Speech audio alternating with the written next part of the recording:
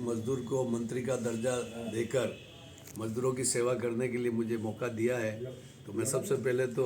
गहलोत साहब का आभार व्यक्त करता हूँ और मजदूरों का धन्यवाद देता हूँ कि उन्होंने मुझे इस मुकाम पर पहुँचाया। भीलवाड़ा हमेशा औद्योगिक नगरी रही है। यहाँ पर ही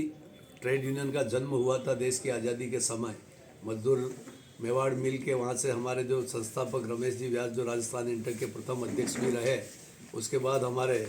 गिरधारी लाल जी व्यास वो मजदूर नेता रहे, हमारे सदीक साहब यहाँ के नेता रहे, प्रणवीर जी व्यास हमारे नेता रहे और कई मजदूर नेता कैलाश व्यास और अभी जो नई पीढ़ी हमारी कार्य कर रही है। तो ये हमेशा औद्योगिक क्षेत्र रहा है। यहाँ पर टेक्सटाइल के साथ साथ खाने भी है और खान श्रमिकों टेक्सटाइल श्रमिकों की जो मुख्य समस्या है और उन समस्याओं से सबसे पहले तो गहलोत साहब ने जो पूरे देश में सिल्कोसिस मजदूरों के लिए एक नीति बनाई और जिससे राजस्थान एक पूरा पहला प्रदेश हुआ है जिस वहाँ सिल्कोसिस पीड़ित मजदूरों के लिए उनके इलाज से मुआवजे से उनके आश्रित को पेंशन वगैरह की सुविधा है। इसके साथ साथ जो टेक्सटाइल हब है भीलवाड़ा, वहाँ मजदूरों के जो वेतनमान कई वर्षों से उनका जो मूल वेतन बेसिक में वृद्धि नहीं हुई और महंगाई भत्ते की जो रेट नहीं बढ़ी है और ये आज मजदूर यहाँ पर इतना कठिन परिश्रम करता है लेकिन उसको जो उसका जो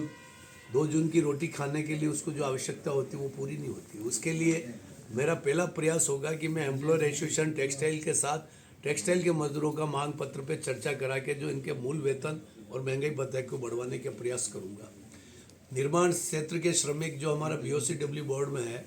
और उसमें काफ़ी गहलोत साहब ने पिछले समय से वसुंधरा जी की सरकार जाने के बाद फंड का कमी होने की वजह से शेष कलेक्शन नहीं हुआ कोरोना की वजह से, तो कुछ छोटी योजनाओं को हमने अभी शुरू किया है जिसमें प्रसूति छात्रवृत्ति और शिक्षा सहायता वगैरह हम उसमें अंत्येष्टि सहायता ये दे रहे हैं। लेकिन जो हमारे जो मेन शादी सहायता वाला जो है उसके लिए हम अभी जनरेट कर रहे हैं शेष, उसके माध्यम से हम शीघ्र ही करने जाएंगे। गहलोत साहब को मैं धन्यवाद इसलिए भी देना चाहता हूं कि प्रदेश के में पहली बार उन्होंने पुरानी पेंशन को वापस लागू करके कर्मचारियों को एक सौगात दी है। इसके साथ साथ उन्होंने जो हमारे कई रोडवेज सहित कई ऐसे निगम थे जिनको वसुंधरा जी के समय से उनकी ग्रेजुटी का भुगतान नहीं होता रहा था, बकाया बोनस पेमेंट नहीं हो रहा, 500 करोड़ रुपया उन्होंने सरकार ने कर्जा लेकर गहलोत साहब ने उन कर्मचारियों को दिवाली के पहले भुगतान किया। आप यही नहीं देख लीजिए कि सबसे बड़ा कोरोना काल में उन्होंने रेल के माध्यम से बसों के माध्यम से प्रवासी मजदूरों को बाहर अपने घर तक पहुंचाया और अपने प्रदेश के मजदूरों को यहाँ लाकर उनके खाते में पैसा डलवाकर उस जमा में उनकी रोजी रोटी चलवाई। हमारे गहलोत साहब ये चाहते हैं कि जो मजदूर शहर गांव से शहर में आते हैं जो वो कहीं रोजगार नहीं मिले तो भूखा नहीं सोना चाहिए, तो उन्होंने एक जो 10 रुपये में चाय मिलती है आज किसी भी होटल पे, लेकिन 8 रुपये में भरपेट भोजन इंदिरा रसोई के माध्यम से दी है। यही नहीं, जो गाँव में महात्मा गांधी गारंटी योजना के माध्यम से रोजगार मिलता था, उन्होंने 2 अक्टूबर को एक अच्छी शुरुआत की जो देश में पहली बार मिसाल है कि इंदिरा गांधी गारंटी योजना शहरी क्षेत्र के लोगों को रोजगार से जोड़ा।